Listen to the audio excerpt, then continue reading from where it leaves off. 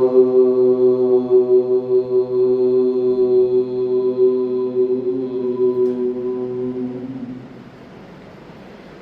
ब्रह्माणं विदधाति पूर्वं यो वै वेदांश्च प्रहिणोति तस्मै तमहदेवमात्मबुद्धिप्रकाशं मुमुक्षुर्वै शरणम् अहं प्रपद्ये। ॐ शान्तिः शान्तिः शान्तिः। शङ्करं शङ्कराचार्यं केशवं बादरायणं सूत्रभाष्यकृतो वन्दे भगवन्तौ पुनः पुनः। ईश्वरो गुरुरात्मेति मूर्तिभेदाविभागिने व्योमवद्व्याप्तदेहाय दक्षिणामूर्तये नमः। ध्यायेत् नित्यं महेशं रजतगिरिनिभं चारुचन्द्रावतंसं रत्नाकल्पजलाङ्गं परशुमृगवराभीतिहस्तं प्रसन्नं पद्मासीनं समन्तास्तुतममरगणैर्व्याघ्रकृतिं वसानं विश्वाद्यं विश्ववन्द्यं निखिलभयहरं पञ्चवक्त्रं त्रिनेत्रम्। नमो देव्यै महादेव्यै शिवायै सततं नमः। नमः प्रकृतिभद्रायै नियता प्रणतास्मताम्। बोले सच्चिदानंद भगवान की जय। सद्गुरुदेव महाराज की जय। ओम नमः पार्वती पतये हर हर महादेव।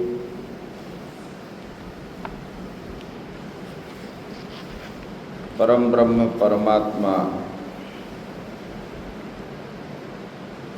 साक्षात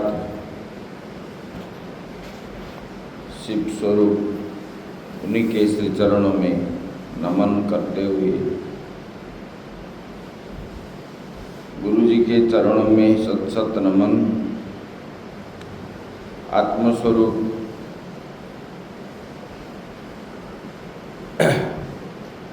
सत्संग प्रेमी भक्तवृंद भक्तिमयी माताएं, हम लोग श्रवण कर रहे थे नारद जी का भगवान को श्राप देना।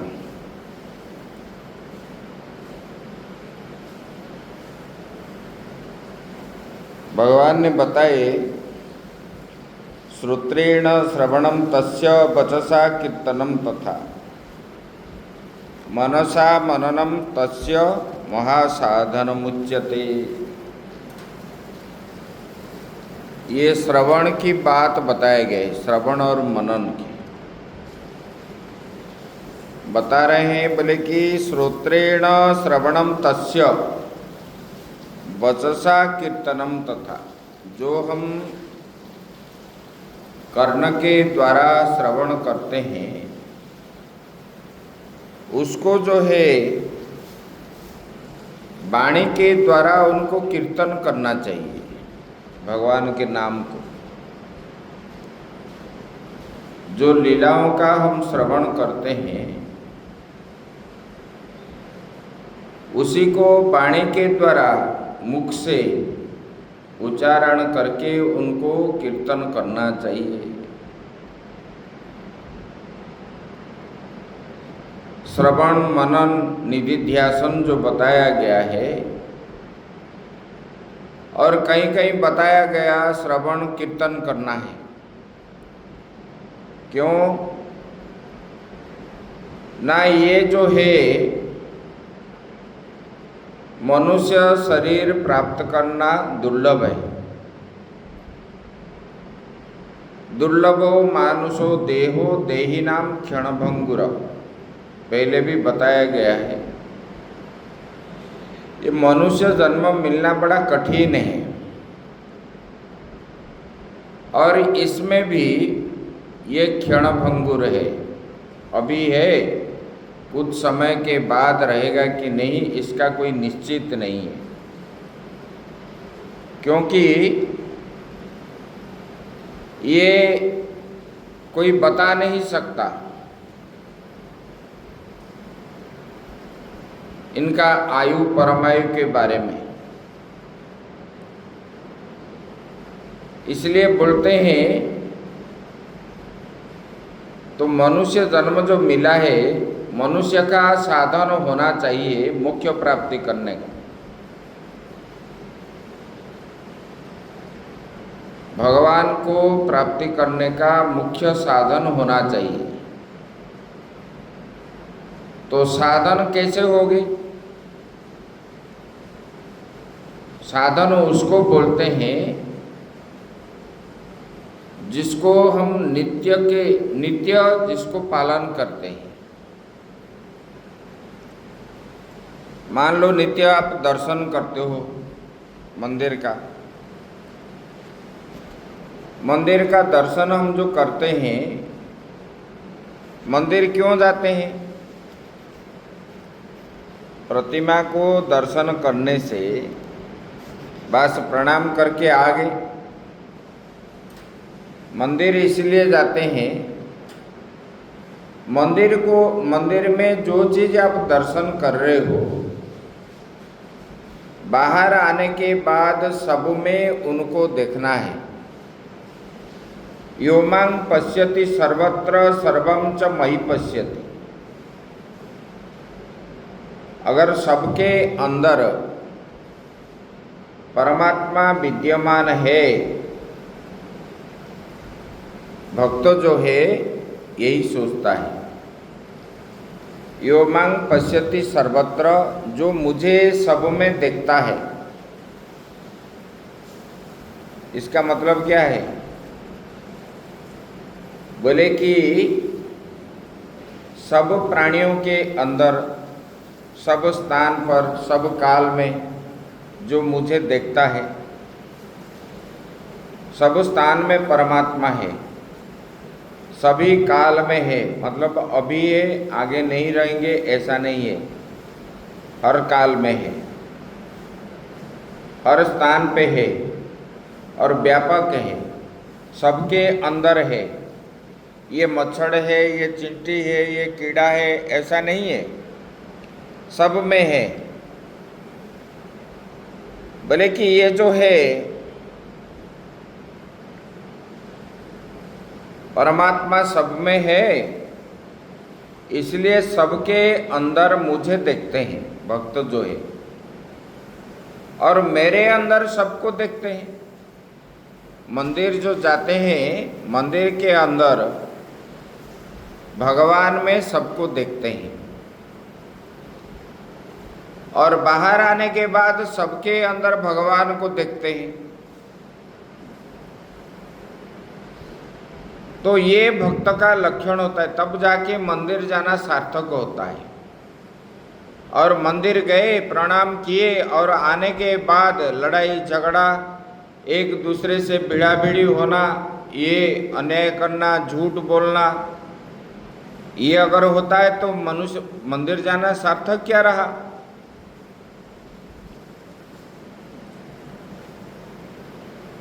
कुछ सार्थक है? कुछ नहीं है। तो ये जो है,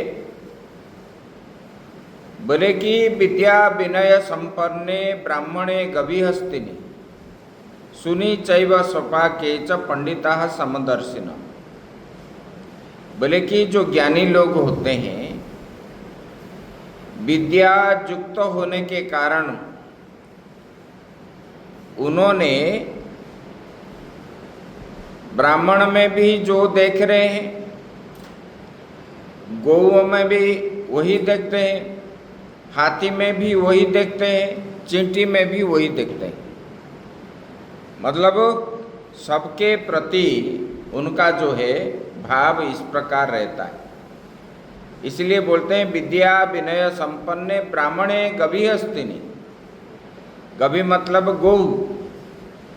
ब्राह्मण में जो है, गौ में वही है, और हाथी में भी वही है।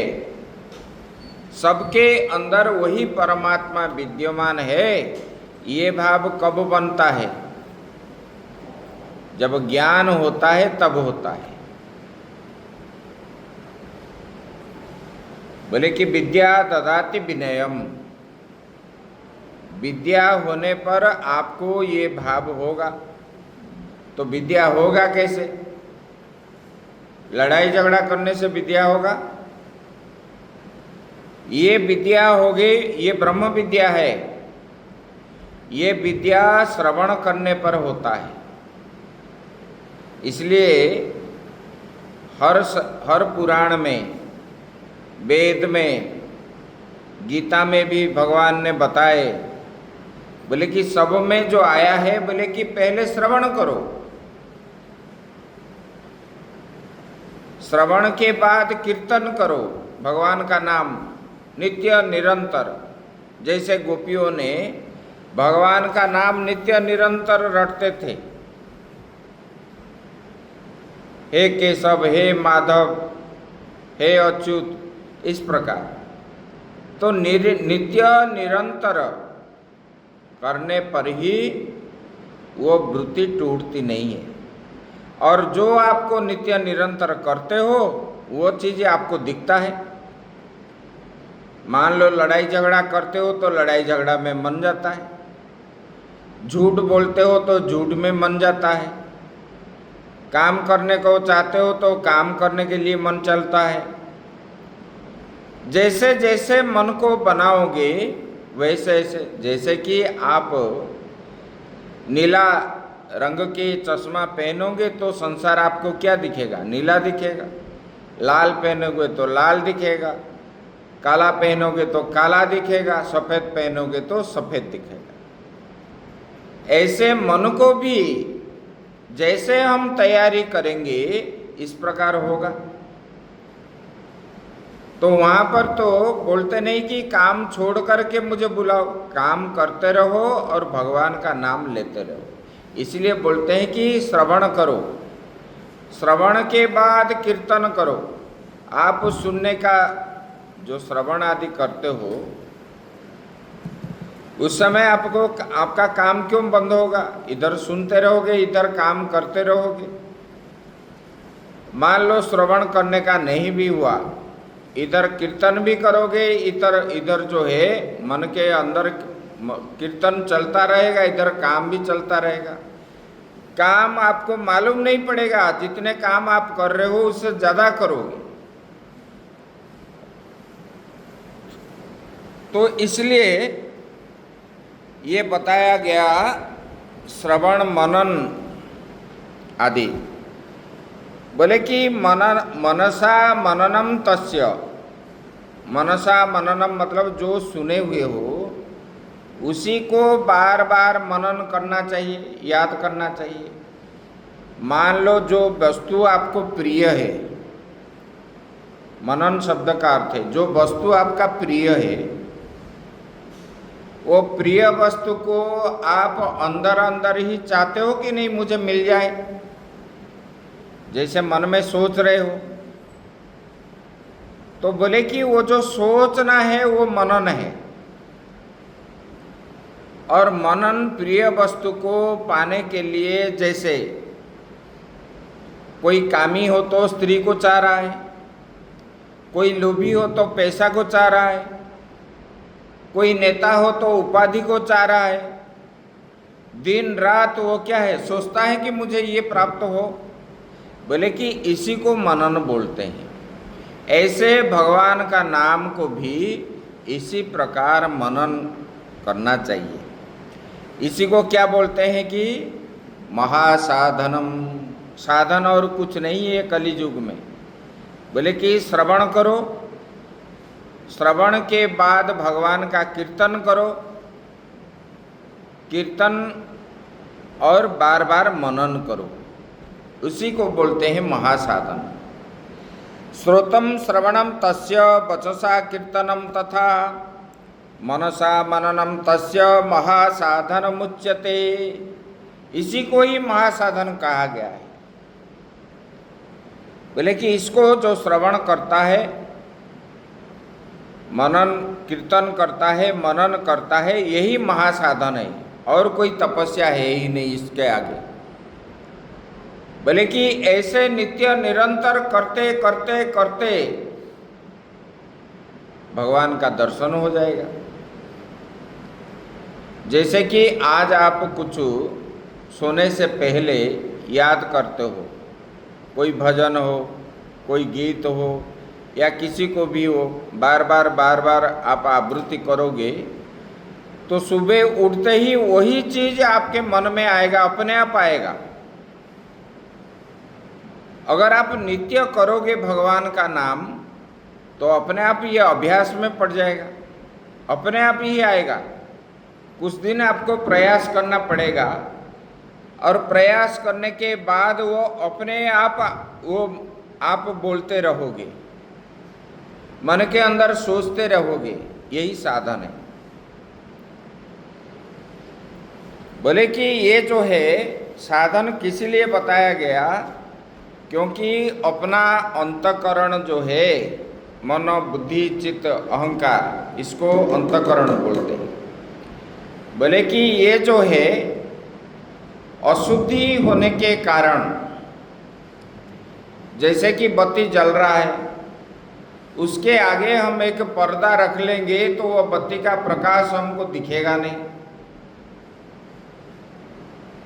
इस प्रकार हमारे अंदर जो ज्ञान है, ज्ञान तो है, अगर ज्ञान नहीं है तो हम जानते कैसे ये अच्छा है, ये बुरा है, ये पाप कर्म है, ये पुण्य कर्म है। ज्ञान है, वो ज्ञान किया हुआ है। जैसे आच्छादित हुआ बल्ब को कपड़ा आच्छादित किया तो वो प्रकाश दिखता नहीं है, इसी प्रकार हमारा ज्ञान ढका हुआ है। मतलब हमारे मन बुद्धि चित्त अहंकार ढका है, किससे? काम क्रोध लोभ आदि से ढका हुआ है। काम मतलब आसक्ति, क्रोध मतलब गुस्सा करना,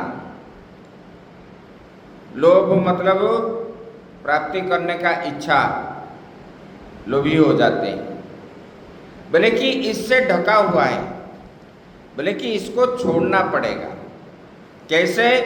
बोले कि इसी माध्यम से। ये छोड़ने का चीज नहीं है, आप बोलोगे तो छोड़ नहीं पाओगे। छोड़ना और छूटना अंतर होता है। लोग बोलते हैं ना, हम गए थे गंगा जी में स्नान किए, हम पान छोड़ दिए। कोई बोलता है कि मैं शराब छोड़ दिया, कोई बोलता है कि मैं चाय छोड़ दिया। ये छोड़ने के लिए तीर्थ में नहीं बताया गया है, वहाँ बताया गया लोभ छोड़ो, आसक्ति छोड़ो, लोभ मतलब क्रोध छोड़ो। ये सब छोड़ने से आपको क्या है, जैसे कि कोई अच्छा सुंदर वृक्ष लगाया हुआ है, उसके चारों ओर इधर उधर के मतलब पौधे अगर हो जाएंगे, घास फूस आदि, वो सुंदर वृक्ष का जो सुंदरता है वो दिखाई नहीं पड़ता है। वो चारों ओर अगर हम साफ करेंगे तब जो है वो वृक्ष का सुंदरता हमको दिखाई पड़ता है। इसी प्रकार हमारे अंदर जो ज्ञान है, ये ज्ञान जो है ये आत्मा ही ज्ञान स्वरूप है।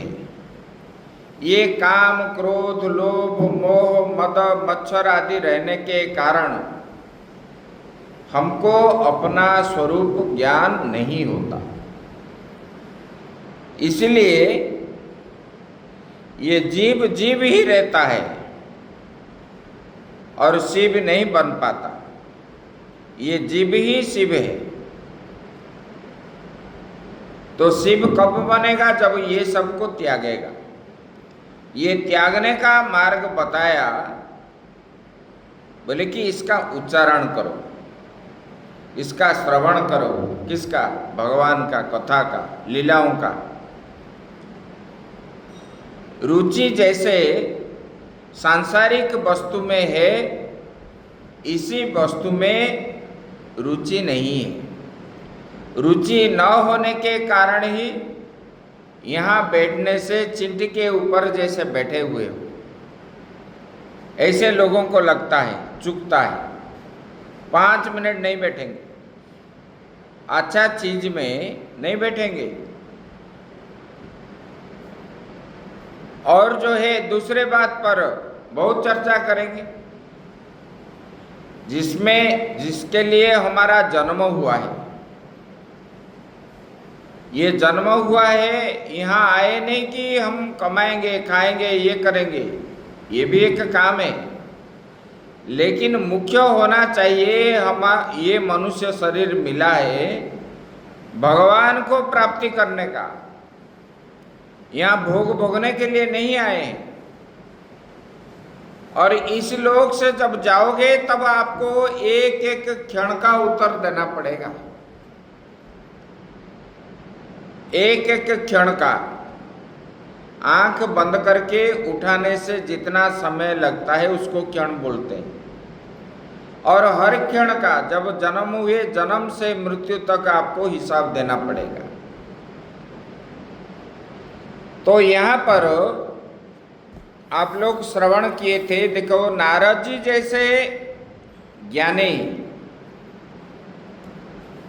अहंकार आ गया तो उनको कैसे भोगना पड़ा।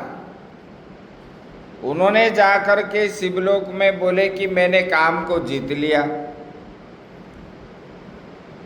नारद जैसे ब्रह्मज्ञानी को इतना भोगना पड़ा गर्व अहंकार करने के कारण। तो हम सामान्य लोगों में क्या होगा?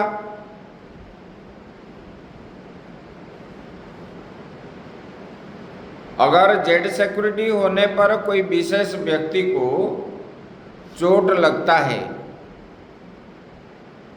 तो फिर सामान्य लोगों का क्या होगा? यही बताते हैं। भगवान ने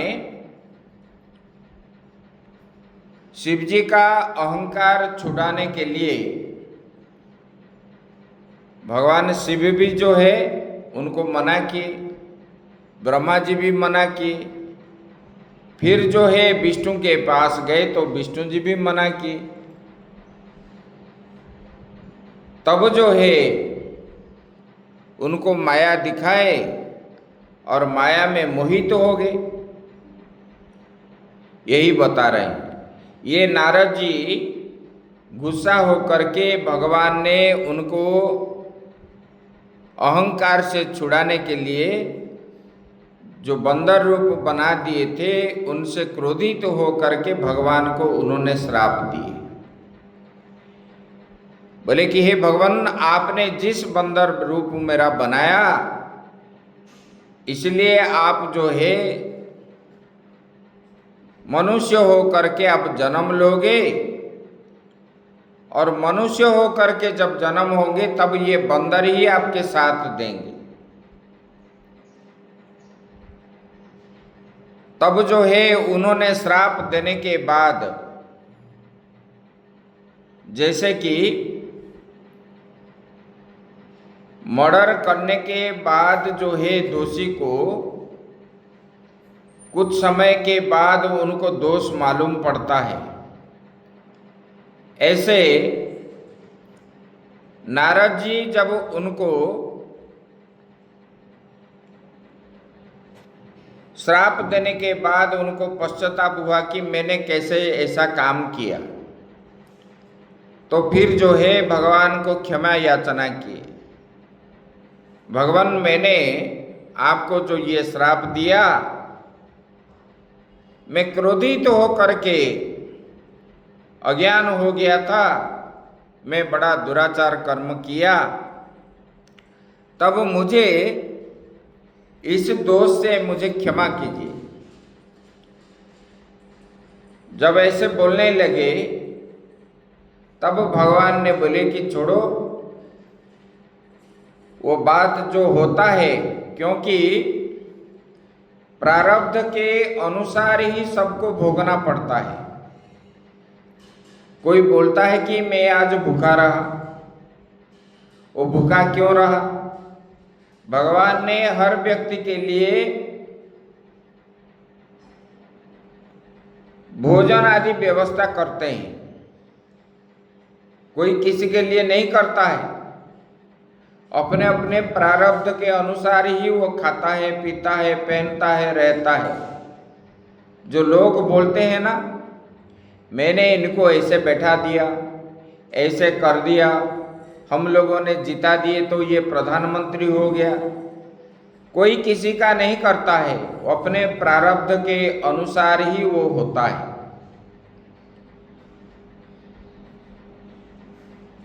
तो बोले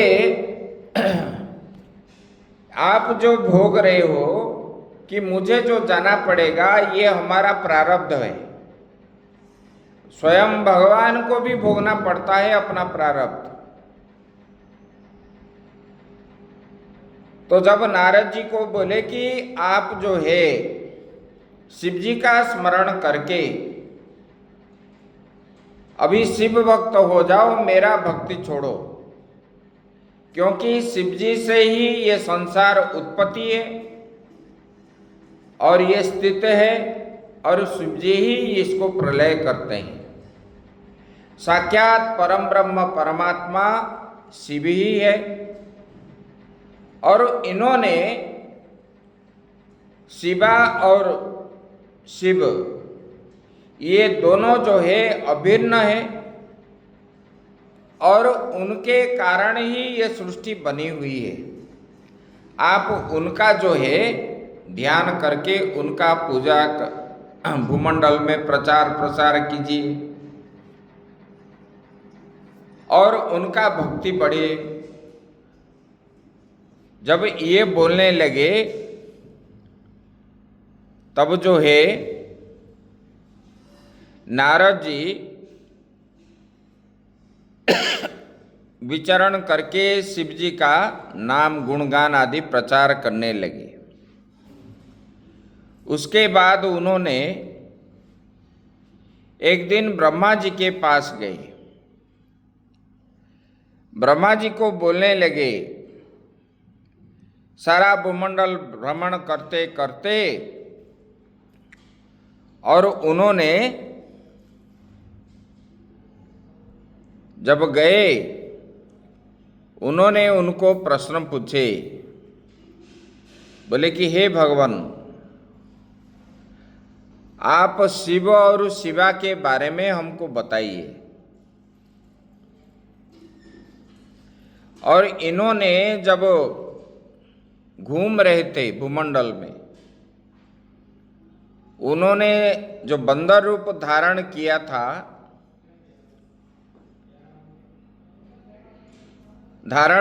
तो उन्होंने शिवगण नंदी और भृंगी जो है उनको श्राप दिए थे। तो उसी समय ये शिवगण उनको बोले नहीं कुछ, और ये ब्रह्मांड भूमंडल भ्रमण करते समय जब नारद जी को दर्शन किए, तब नारद जी को उन्होंने बोलने लगे, साष्टांग प्रणिपात हुए, बोले कि भगवान, हम जो है आपको बंदर रूप के समय आपने हम दोनों को श्राप दिए थे, और वो श्राप से हमको कैसे मुक्ति मिलेगा, उस समय क्रोधित थे तो हमने पूछे नहीं। भगवान आप जो है हमको बताइए। जब इस प्रकार बोलने लगे तब नारद जी उनको बोले, मैंने क्रोधवश जो बता दिया, क्योंकि ये ब्राह्मण का वाक्य है, ये कभी वृथा नहीं जाएगा, ये श्राप तो फलित होगा। लेकिन आप लोग जो है विश्रवा ऋषि के और से रावण और कुंभकर्ण होके आप जन्म लोगे, और तब भगवान विष्णु के द्वारा आप मोक्ष प्राप्त करके फिर जो है शिवगण को प्राप्त होगी। जब ऐसे बोलने लगे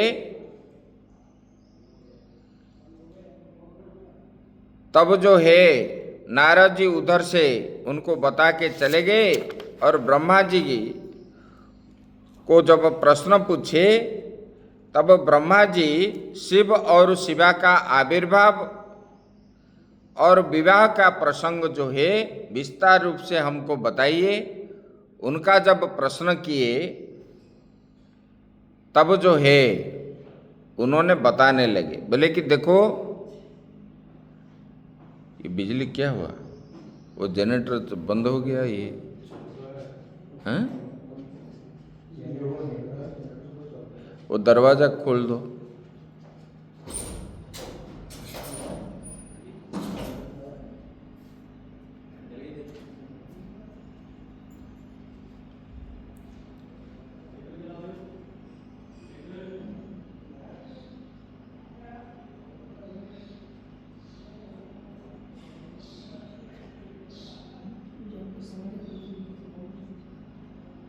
तो फिर जो है बोले कि जब संसार प्रलय होता है, ये प्रलय के बाद कोई नहीं रहते, ना पृथ्वी रहती है, ना ये वायु भी है, ना जल भी है, ना आकाश भी है, ना सूर्य चंद्रमा आदि कोई भी नहीं रहता।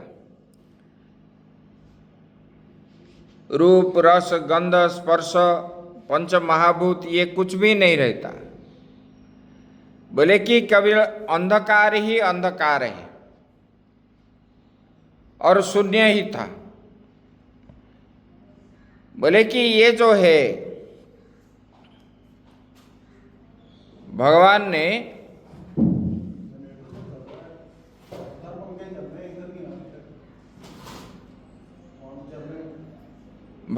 ने अकेले ही रहते हैं, क्योंकि न जायते म्रियते वा कदाचिन। परमात्मा जो है वो उनका कभी ना जन्म होता है ना मृत्यु होता है, वो तीनों काल में रहने वाले हैं। इसलिए वो अव्यक्त रूप में वो रहते हैं, मतलब किसी को दिखाई नहीं पड़ता। उस समय ना दिन होता था ना रात, ना अग्नि पृथ्वी वायु कुछ भी नहीं था। बोले कि प्रधान तत्व मतलब जो प्रकृति है उससे रहित ये संसार सुना ही था। बोले कि शेष में एक आकाश मात्र ही था।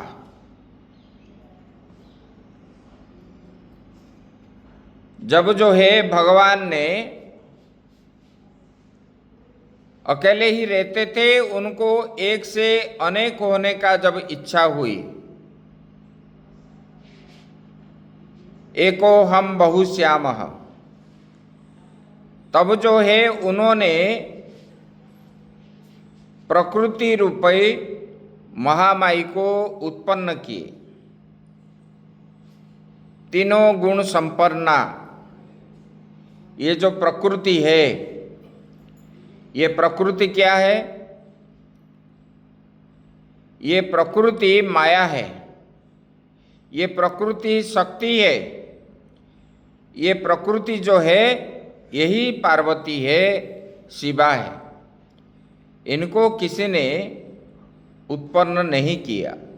और ये शिव और जो शिवा है ये अभिन्न है। जो शिव है वही शिवा है, जो शिवा है वही शिव है। ये वेद में भी आता है और जो है देवी भागवत में आता है, सब पुराणों में आता है। बोले कि ये किससे अलग नहीं है। तब ये परम ब्रह्म परमात्मा ने एक से अनेक होने का इच्छा जब हुई, तब उन्होंने इसको जो है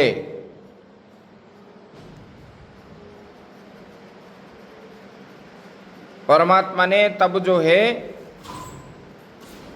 अपने 10वें अंग को मंथन किया, तब जो है वहाँ विष्णु का उत्पन्न हुआ। विष्णु जी का जब उत्पन्न हुआ, तब ये विष्णु भगवान ने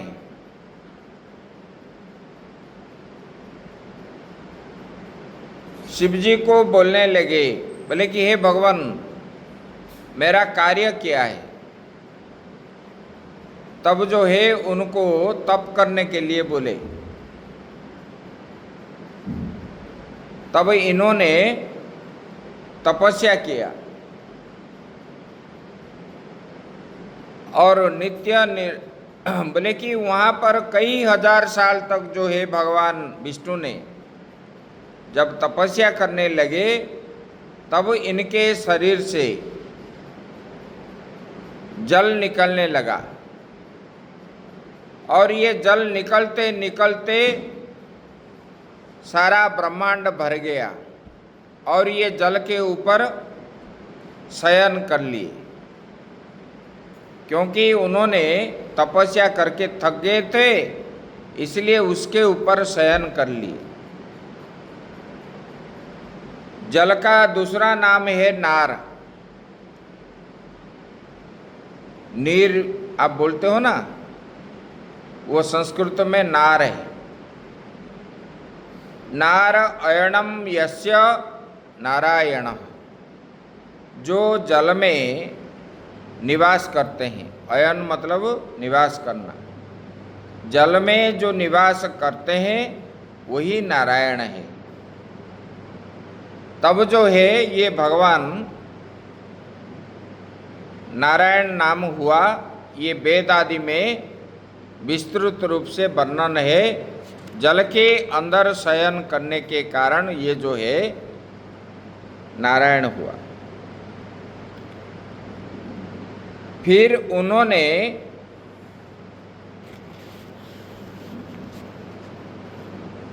द्वितीय की इच्छा प्रकट की।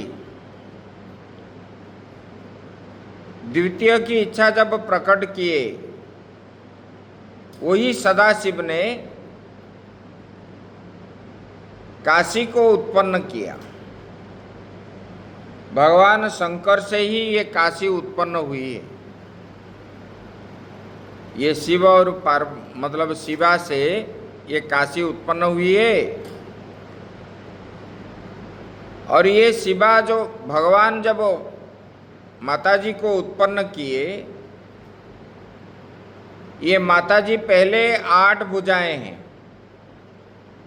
और उनके अंदर से जो ज्योति निकलती थी, 1000 चंद्रमा का ज्योति को इकट्ठा करोगे, जो प्रकाश है माताजी के प्रकाश इस प्रकार निकलती थी और सब रत्न से भरपूर थे। माइक को भी कुछ हो गया। ये जो है ये शक्ति का उत्पन्न किए, उनके 8 भुजाएं। और इस प्रकार ये परम पुरुष ईश्वर शिव शंभु महेश्वर उनको कहते हैं। और उन्होंने ये माताजी को जब उत्पन्न किया, तब उन्होंने शिवलोक नामक एक क्षेत्र जो है निर्माण किया और उसी को ही काशी कहते हैं। वो सबसे उत्तम क्षेत्र है जहाँ पर शरीर छोड़ने से जीव को मुक्ति मिलती है, उसी को काशी कहते हैं। और क्यों मुक्ति मिलती है? अंतिम समय में भगवान शिवजी आकर के दाहिने कानों में वो राम नाम सुनाते हैं, तब जो है उनको मुक्ति होती है। खाली मनुष्य नहीं है, पशु पक्षी कीट पतंग आदि जो काशी में शरीर छोड़ता है उनका मुक्ति मिलती है। उसी को अभिमुक्ति क्षेत्र कहा जाता है और आनंद वन भी कहते हैं। देखो काशी पहुंच जाओगे तो अपने आप को जो है कितना आनंद महसूस हो रहा है, जो गया है उनको मालूम पड़ेगा। आप वहां पर घर द्वार सब भूल जाओगे और वहां कोई भूखा नहीं रहती। माता अन्नपूर्णा ने सबको खिला करके रखते हैं। एक बार क्या हुआ, आदि गुरु शंकराचार्य भगवान ने ये जब नर्मदा किनारे से सारा भारत भ्रमण करते करते काशी गए। काशी का नाम तो सुनते हैं, शास्त्र में आया है, और उनको भी पता चला कि यहाँ पर कोई भूखा नहीं रहता है। तो उन्होंने जो है एक दिन बोले भूखा सोता हूँ, मैं खाऊंगा नहीं। कैसे माताजी खिलाते हैं, जैसे सो गए गंगा किनारे ऐसे नीचे ही सो गए। तब जो है माताजी भोजन लेकर के आए, उनको उठा करके बोले बेटा खा लो। वो मतलब दूसरे रूप में आए थे। तब भगवान ये तो साक्षात शंकर का अवतार है और तपस्वी भी थे, और उन्होंने जान गए कि ये माता अन्नपूर्णा है। जब उनको स्तुति करने लगे तब जो है माता अपना स्वरूप उनको दिखाए। तब जो है भगवान शंकराचार्य जी ने माता का बहुत स्तोत्र लिखे हैं, कनकधारा स्तोत्र भी लिखे हैं। वो कनकधारा स्तोत्र पढ़ने से सोना वृष्टि होता था। ऐसे फिर जो है भगवान शंकर शिव जी ने वहाँ पर सत्व गुण रूपी रत्न, तमो गुण रूपी ग्रह, रजो गुण रूपी मूंगे भरे हुए थे। इनके जो है ये आनंद कानन काशी में शिव और शिवा घूमने लगे, और उन्होंने 10वें अंग पर अमृतमल दिया। फिर तो वहाँ से एक पुरुष प्रकट हुआ जो तीनों लोक में सुंदर है, वही भगवान विष्णु उत्पन्न हुए। बोले कि ये जो है भगवान विष्णु ने शिव जी को बोलने लगे भगवान हम क्या करें। तब शिव जी ने बोले कि हे पुत्र, आप जो है व्यापक हो, व्यापक होने के कारण आपका नाम विष्णु है, और इस नाम से आप संसार में विख्यात हो गए। और वो जो है आपका स्वभाव जो है अत्यंत सुस्थिर है, चंचलता नहीं है।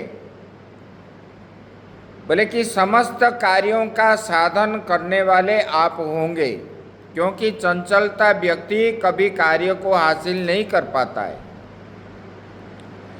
जो स्थिर बुद्धि वाले होते हैं वही सब कार्यों को समाप्त करते हैं। विचार विमर्श करके जो करते हैं तो वो सिद्धि प्राप्त करते हैं। आज ये कर दिया तो मैं कर दूंगा, वो कार्य उन्होंने किया तो मैं कर दूंगा, मुझे इतना मिलेगा, ये मिलेगा, वो मिलेगा। जो इधर उधर होते हैं, ये लोगों ने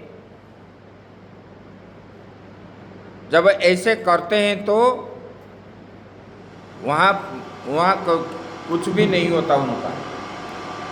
फिर जो है कार्य हासिल उनका नहीं होता।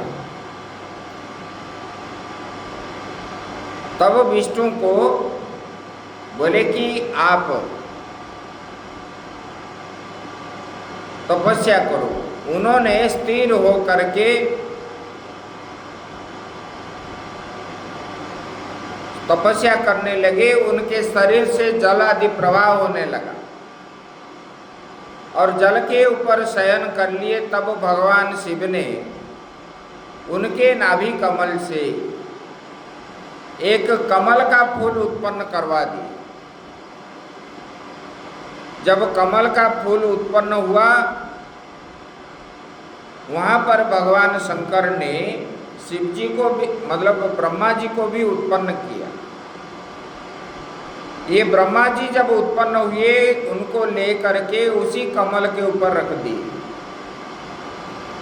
और उत्पन्न के बाद उनका बुद्धि इतना तेज नहीं थी, और तेज ना होने के कारण उन्होंने सोचने लगे मैं कहाँ से आया, मैं कौन हूँ।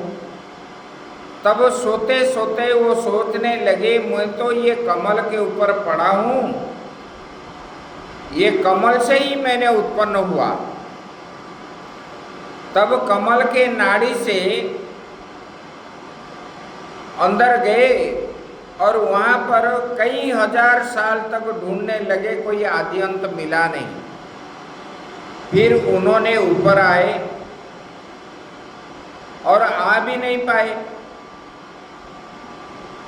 तब जो है उनको शिव जी की कृपा से वो तो आ गए। आने के बाद उनको भगवान शिव ने बोले कि आप तपस्या करो। तब जो है उन्होंने तपस्या किए। 12 साल तपस्या करने के बाद भगवान शिव जी को ही उन्होंने तपस्या की और उनको जो है विष्णु का दर्शन हुआ। और विष्णु का दर्शन हुआ तो आपस में लड़ पड़े किसी कारण। तब जो है भगवान शिव ने स्तंभ के रूप में वहाँ पर प्रकट हो गए दोनों के बीच में। तब जो है ये स्तंभ क्या है, कहाँ से आया है, कैसा है। तब जो है ब्रह्मा जी ऊपर की ओर गए और विष्णु जी नीचे की ओर गए। तब जो है उनको कोई आदि अंत नहीं मिला। ये कहाँ से उत्पन्न हुआ, कहाँ तक है, सारा ब्रह्मांड व्याप्त है ये अग्नि। इस प्रकार जब उनको ये ज्ञान नहीं हुआ, तब चिंतन करने लगे। तब जो है ब्रह्मा विष्णु सोचने लगे ये क्या चीज है। तब जो है भगवान शिव ने उनको शब्द के रूप में दर्शन दिए। शब्द मतलब क्या है, भगवान का जो शब्द ब्रह्म है वही ओंकार है। ये भगवान का अत्यंत प्रिय नाम है और ये जो है तीनों अक्षर में उत्पन्न हुआ है। अ, उ और म और अर्धमात्रा जो है अर्धचंद्र जो है। तो ये आकार से ये स्थूल सृष्टि बनी हुई है।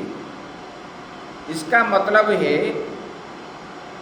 भगवान परमात्मा के जो स्थूल शरीर है,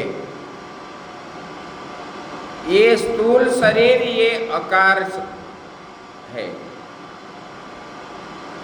और जो सूक्ष्म शरीर है जिससे हम सूक्ष्म शरीर किसको बोलते हैं? जिसके द्वारा हम अनुभव करते हैं, जिसके द्वारा सुनते हैं, जिसके द्वारा खाते हैं, इसमें जो अनुभव हम करते हैं उनको सूक्ष्म शरीर कहा जाता है। ये उकार है। और जो सुषुप्ति है, जहाँ कुछ भी नहीं रहता, वो मकार है। तो ये जो है, ये तीनों अक्षर से ये ओंकार उत्पन्न हुआ। ये शब्द ब्रह्म के दर्शन करके बोले कि ये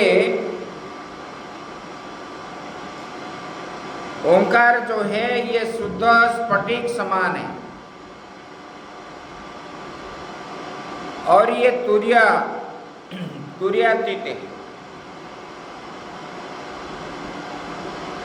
बोले कि ये अद्वितीय है, ये ब्रह्म है, ये अभ्यंतर में भी है, बाह्य में भी है और व्यापक है। और ये सृष्टि का परम कारण है। देखो, जिस मंत्र से ये ओंकार नहीं लगता है वो मंत्र नहीं है, वो तो अक्षर के बराबर होता है। और ये कारण है, परम कारण है, रीत है, सत्य है, आनंद है, अमृत स्वरूप है और परात्पर है। उससे परे और कुछ है ही नहीं। ये गायत्री मंत्र से भी श्रेष्ठ है, माना गया है वेद में भी। बोले कि ईश्वर जो महेश्वर है वे बीज है। ये इसको बीज मंत्र कहा गया है। ये एकाक्षर मंत्र को बीज मंत्र कहा गया है। और ये जब शब्द ब्रह्म शब्द के रूप में जब सुनने लगे तब उनको थोड़ा ये हुआ। तब भगवान शिव ने इन लोगों के आतुरता देख करके भगवान ने प्राकट्य हुए। बोले कि कैसे? उन्होंने पंचमुख रूप, शिव जी ने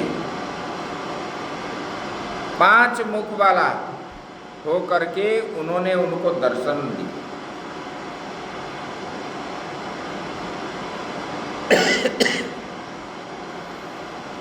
तो इस प्रकार शिव जी का महिमा है। और ये शिव जी का महिमा जो है,